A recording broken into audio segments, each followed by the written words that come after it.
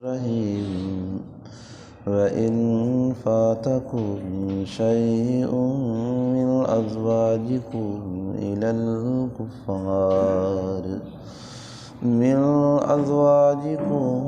إلى الكفار فعاقبتم فآتوا الذين ذهبت أزواجهم مثل ما أنفقوا واتقوا الله الذي أنتم به مؤمنون يا أيها النبي إذا جاءك المؤمنات يبايعنك على ألا يشركن بالله شيئا ولا يسرقن آمنت بالله صدق اللہ العظیم۔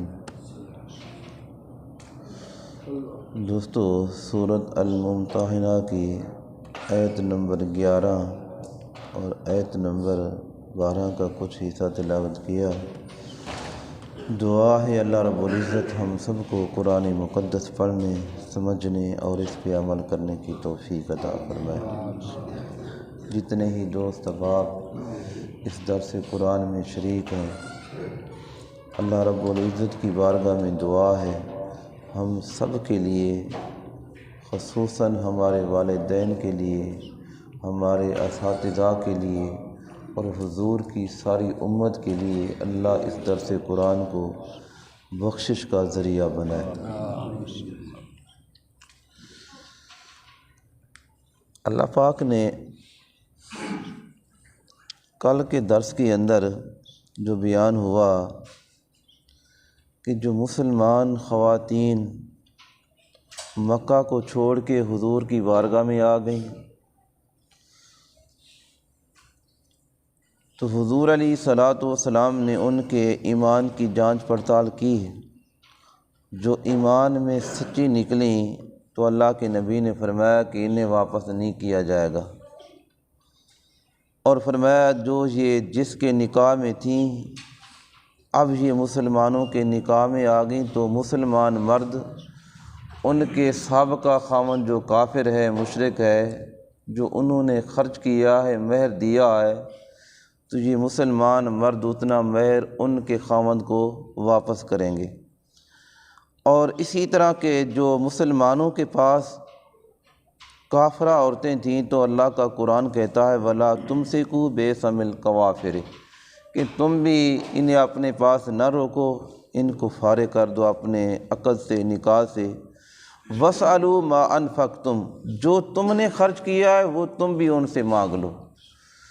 تو آج کے اس درس کے اندر اللہ رب العزت نے سورۃ آیت نمبر 11 کے اندر فرمایا کہ اگر اے مسلمانوں تمہاری عورتیں اسلام کو چھوڑ کر مرتد ہو جائیں، کافروں کی طرف چلی جائیں، تو پھر ان کا کیا معاملہ ہے۔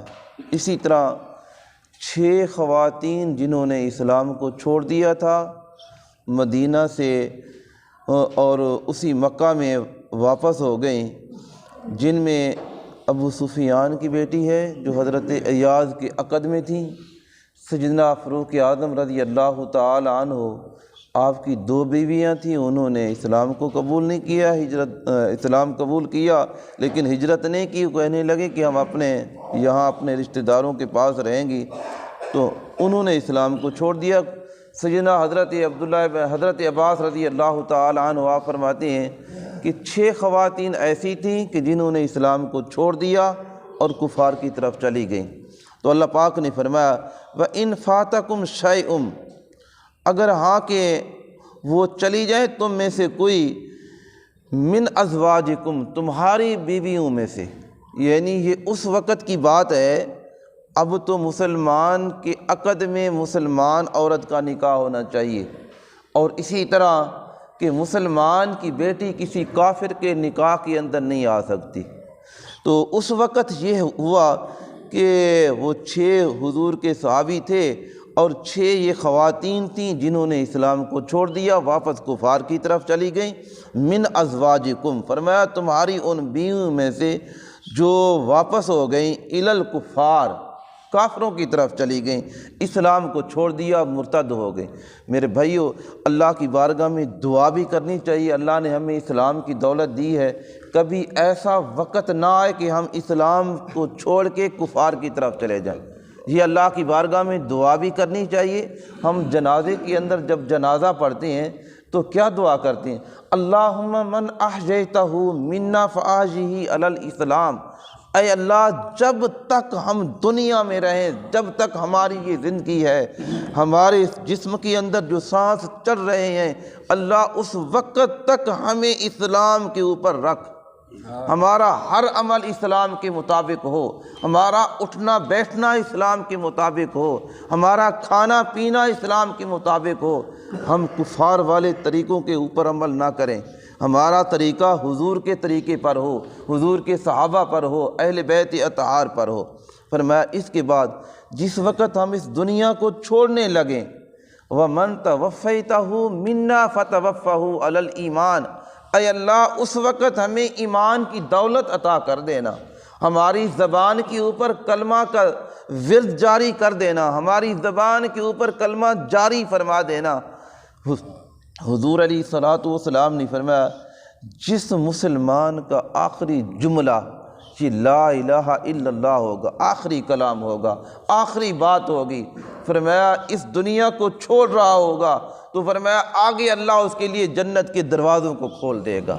تو اللہ کی بارگاہ میں دعا کرنی چاہیے، اللہ ہم جس طرح دنیا میں رہ رہے ہیں اس قرآن سنت کے مطابق ہماری زندگیاں بسر ہوں، اور آخری وقت ہماری زبان پہ کلمہ طیبہ جاری فرما دینا۔ تو یہ مرتد ہو گئیں، کفار کی طرف چلی گئیں، تو اب جو ان کے سابقہ خاوند تھے، مسلمان تھے، انہوں نے جو خرچ کیا اور ان کا جو مسئلہ حضور کی بارگاہ میں آیا تو اللہ کا قرآن کہتا ہے فَعَاقَبْتُمْ، اے مسلمانوں جب تم ان کے اوپر غلبہ پالو، کوئی کافرہ عورت تمہارے قبضے میں آ جائے، پھر ان کے وہ رشتہ دار خاوند لینے کے لیے آ جائیں، تو جو مال غنیمت تمہیں ملے، فرمایا جو مال غنیمت تمہیں ملے تو فرمایا پھر کیا کرنا ہے؟ فَآتُوا الَّذِينَ ذَهَبَتْ أَزْوَاجُهُمْ، پھر ان لوگوں کو اس مال غنیمت سے پہلے ان کا مہر ادا کرنا ہے، جو انہوں نے خرچ کیا تھا مسلمانوں کو پہلے وہ دینا ہے، اور اس کے بعد جو مال غنیمت ہے جس طرح تقسیم کا طریقہ اللہ نے بتایا ہے اسی طرح پھر اپنے اندر اس مال کو تقسیم کرنا، جو مال غنیمت ہوتا ہے، جو جنگوں کے اندر اور یا مال فی ہے اور کافروں کو لڑنے کی جرت بھی نہ ہو اور ان کا مال آپ کے قبضے میں آ جائے تو پھر اس کو تقسیم کرنا ہے۔ تو فرمایا ازواجکم ذہبت ازواجہم، اور جن کی بیویاں چلی گئیں مثل ما انفقوا، جو انہوں نے خرچ کیا اس کی مثل انہیں ان کا حق دینا ہے۔ واتقوا اللہ، فرمایا اللہ سے ڈرتے رہنا، اللہ کی بارگاہ میں یہ نہیں کہ ہاں کہ اب یہ دیکھیے اللہ اگر کفار کے بھی ان بندوں کے حقوق مسلمانوں کے اوپر تھے تو اللہ کا قرآن کہتا ہے ان کے وہ حق ادا کرو۔ تو ایک مسلمان ہے، ہمارے اوپر کئی حقوق ہیں، ماں باپ کے حقوق، سب سے پہلا اللہ اور اللہ کے رسول کے بعد قرآن کے اندر جہاں بھی پڑھیں والدین کا مقام سر فہرست آتا ہے، تو ماں باپ کے حقوق ادا کریں، اپنے بچوں کے حقوق ادا کریں، میاں بیوی کے جو حقوق ہیں ان کو اچھے طریقے کے ساتھ ادا کریں، جو اولاد کے حقوق ہیں حضور علیہ الصلوۃ والسلام نے فرمایا جو مسلمان اولاد کو اسی لیے اس کی پرورش کرتا ہے، اس کی تربیت کرتا ہے، یہ میرے رب کی بھیجی ہوئی امانت ہے اور میں امین ہوں، میں اس امانت کو سمجھ کر اور اس کی قدر کرنی ہے، اس کی تربیت کرنی ہے۔ فرمایا اللہ اور اللہ کے رسول کی رضا کے مطابق اپنی اولاد کی پرورش کرتی ہیں۔ فرمایا ایک دروازہ ہے جنت کے اندر جس کا نام ہے باب الفرا، فرمایا قیامت کا دن ہوگا اللہ پاک فرمائے گا کہ اے میرے وہ بندو کہ جنہوں نے اپنی اولاد کی پرورش اللہ اور اللہ کے رسول کی رضا کے لیے کی تھی، اور تمہارے لیے یہ خوشیوں والا دروازہ کھل چکا ہے اور اس کے اندر داخل ہو جاؤ۔ تو اولاد کو کبھی بوجھ نہیں سمجھنا کہ یہ میرے اوپر بوجھ پڑ گیا، اس کو کیسے اس کے خرچے ادا کروں، نہیں، اللہ کی امانت سمجھ کے اس کے اوپر اپنا خرچ کرنا ہے جتنی اللہ نے آپ کو طاقت عطا کی ہے۔ تو فرمایا واتقوا اللہ الذی، اور اللہ سے ڈرتے رہنا، انتم بہ مؤمنون کہ تم ایماندار ہو، اللہ نے تمہیں ایمان کی دولت عطا کی ہے، ظلم نہیں کرنا، زیادتی نہیں کرنی۔ تو آگے آیت نمبر 12 ہے، اس کا میں نے تھوڑا سا حصہ پڑھا ہے، باقی انشاءاللہ اگر زندگی رہی تو اس کو کل بیان کریں گے۔ تو اللہ پاک نے فرمایا یا ایھا النبی، اے نبی۔ آج جو ہمارے پیران عظام اپنی اپنی خانقاہیں اور سٹیجوں پر بیٹھ کے بیعت کرتی ہیں، حضور علیہ الصلوۃ والسلام نے بیعت کا طریقہ بتایا ہے، اور سب سے پہلے کیا کہنا، یہ رہنمائی کرنی ہے۔ تو فرمایا یا ایھا النبی، اے نبی، اذا جاءک المؤمنات، جب آ جائیں تمہارے پاس مومن ایماندار عورتیں۔ حضور علیہ الصلوۃ والسلام، یہ عہد دیکھیں جو یہ اس عہد کے اندر اللہ کا قرآن بیان کر رہا ہے۔ تو جب ایماندار عورتیں آ جائیں، یبایعنک، آپ سے بیعت کرنے کے لیے، آپ سے بیعت کرنے کے لیے، الا اللہ یشرکنا باللہ شیئا، تو سب سے پہلے حضور علیہ الصلوۃ والسلام کیا فرماتے؟ ایمان کی دولت ہے، اب فرماتے کہ تم نے اللہ کے ساتھ کسی کو شریک نہیں ٹھہرانا، اللہ کے ساتھ شرک نہیں کرنا۔ شرک یہ بڑے گناہوں سے بڑا گناہ ہے، ان الشرک لظلم عظیم، فرمایا یہ شرک سب سے بڑا گناہ ہے۔ تو اللہ کے نبی سب سے پہلے ان سے کیا عہد لیا، اور عہد کا طریقہ کیا تھا، بیعت کرنے کا طریقہ کیا تھا؟ اور حضور علیہ الصلوۃ والسلام پہلے تو زبانی سمجھاتے، پردے کا خاص خیال کرتے۔ آج ہم نے پردے کو تو اتنے دور چلے گئے کہ ہمیں پرواہ ہی نہیں، ہمیں خیال ہی نہیں یار ہماری خواتین کا، جس طرح یہ نماز 5 وقت کی پڑھنا فرض ہے، اسی طرح پردہ کرنا بھی میرے بھائیوں فرض ہے۔ اپنی خواتین کو پردہ کرانا یہ بھی فرض ہے، جس طرح کہ ہم ماہ رمضان کے روزے رکھتے ہیں فرض ہے، اسی طرح خواتین کا پردہ بھی فرض ہے۔ جس طرح اللہ نے قرآن کے اندر اس کا حکم دیا ہے، نماز کا حکم دیا ہے، اسی طرح پردے کا حکم دیا ہے۔ حضور علیہ الصلوۃ والسلام کی ازواج، ہم کہ نہیں یہ صرف آنکھوں کا حیا ہونا چاہیے، تو کیا حضور علیہ الصلوۃ والسلام کے صحابہ سے کوئی بڑھ کے کسی کا حیا ہے؟ اپنے نبی کے ازواج مطہرات کی طرف جو ایمان والوں کی مائیں ہیں، تو اللہ کے نبی کی زوجہ محترمہ صحابہ سے بھی پردہ کرتی ہیں۔ اور ایک مرتبہ حضور علیہ الصلوۃ والسلام کے صحابی اور جو آنکھوں سے نبینے ہیں حضور کی بارگاہ میں آئے، تو حضرت عائشہ صدیقہ رضی اللہ تعالی عنہ اور غالباً حضرت حفصہ بھی وہاں بیٹھی رہیں، تو حضور علیہ الصلوۃ والسلام نے فرمایا کیا تم نے پردہ نہیں کیا؟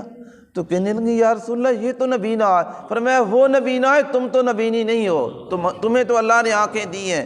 تو میرے بھائیوں ہمیں یہ بھی خیال کرنا چاہیے۔ تو حضور علیہ الصلوۃ والسلام زبانی پردے کا خیال کرنے کے بعد زبانی سمجھاتے کہ تم نے یہ کرنا ہے، ایک بات۔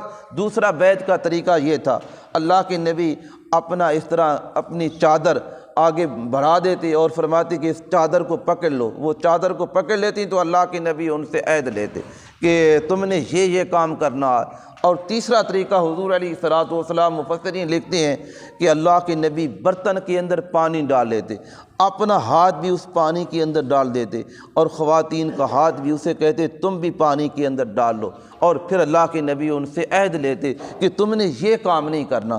تو اس عہد کے اندر بھی اللہ پاک نے تقریباً 5-6 احکام ایسے ہیں جو ایک تفصیل کے ساتھ اللہ نے ان کا ذکر فرمایا یا ایھا النبی اذا جاءک المؤمنات، کہ اے نبی جب آ جائیں ایماندار عورتیں، ایمان کی دولت ہے لیکن اب عہد کرنا، ایمان اللہ نے ہمیں دیا ہے اور ان کاموں کے اوپر عمل کرنا ہے۔ تو فرمایا یبایعنک، فرمایا جب آپ سے بیعت کریں، الا اللہ یشرکنا باللہ، سب سے پہلے انہیں یہ کہنا ہے کہ اللہ کے ساتھ کسی کو شریک نہیں بنانا، اللہ کے ساتھ شرک نہیں کرنا، نہ ذات میں نہ صفات میں، اللہ وحدہ لا شریک ہے۔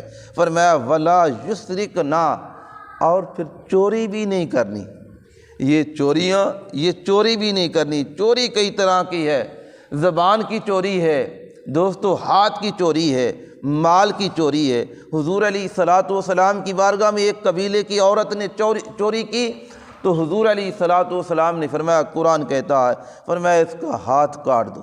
تو انہوں نے، وہ امیر گھرانہ تھا، ایک صحابی رسول کو انہوں نے درمیان میں وسیلہ بنایا کہ آپ اللہ کی بارگاہ میں ہمارے لیے سفارش کرا دیں کہ ہم اتنا مال دے دیتی ہیں، فدیہ دے دیتی ہیں۔ تو وہ صحابی رسول حضور کی بارگاہ میں آگے عرض کرنے لگے، یا رسول اللہ صلی اللہ علیہ وسلم، آپ ان سے مال لے لیں اور ان کا ہاتھ نہ کاٹیں۔ تو یہ ہاتھ کاٹنا، یہ قانون کس کے ہیں؟ اللہ کے ہیں۔ عمل کس نے کرنا ہے؟ ہم مسلمانوں نے کرنا ہے۔ تو حضور علیہ الصلوۃ والسلام کا چہرہ مبارک متغیر ہو گیا۔ فرمایا کہ تو اس کا نام فاطمہ تھا۔ فرمایا تم نے اس فاطمہ کی بات کی ہے، اگر فاطمہ بنت محمد ہوتی، وہ بھی یہ عمل کرتی، تو محمد اس کا ہاتھ بھی کاٹنے کا حکم دیتا۔ تو میرے بھائیو، اپنے گھر کو بھی دیکھنا ہے، پھر آگے چلنا ہے، اور اسی طرح یہ اپنی بچیوں کی، اپنے گھر والوں کی تربیت کرنی ہے کہ اپنی بیٹی ہے اسے کہنا ہے کہ بیٹا نماز رب کی پڑھنی ہے، اللہ کے ساتھ کسی کو شریک نہیں کرنا۔ اور دوسری بات کہ کوئی چیز ہو اس کو چوری نہیں کرنا، چوری چھوٹی چیز ہو وہ بھی چوری ہے، بڑی چیز ہو وہ بھی چوری ہے۔ اور بچہ ہمیشہ پہلے گھر سے سیکھتا ہے، وہ چھوٹی چھوٹی چیزیں چراتا ہے، اس کی عادت پڑتی ہے، پھر وہ باہر جا کے ڈاکو بن جاتا ہے۔ تو میرے بھائیوں، اپنے بچوں کا خیال کرنا ہے، اور کبھی چھوٹی چھوٹی چیزوں کو معمولی نہیں سمجھنا کہ یار یہ اس کی حیثیت نہیں، حیثیت اس کی کچھ نہ ہو، لیکن کل وہ بڑے دروازے پہ جا کے کھڑا ہوگا تو تکلیف کنہیں ہوگی؟ اور اسی ماں باپ کو تکلیف ہوگی کہ ہمارا بیٹا وہاں چوری کے اندر مبتلا ہو گیا، میرا منہ کالا کر دیا۔ تو اپنی ذمہ داری کو ہم نے سمجھنا ہے۔ باقی انشاءاللہ اگر زندگی رہی تو اس کو آگے کل بیان کریں گے۔ اللہ ہم سب کو عمل کی توفیق عطا فرمائے۔ آمین۔ وآخر دعوانا ان الحمدللہ۔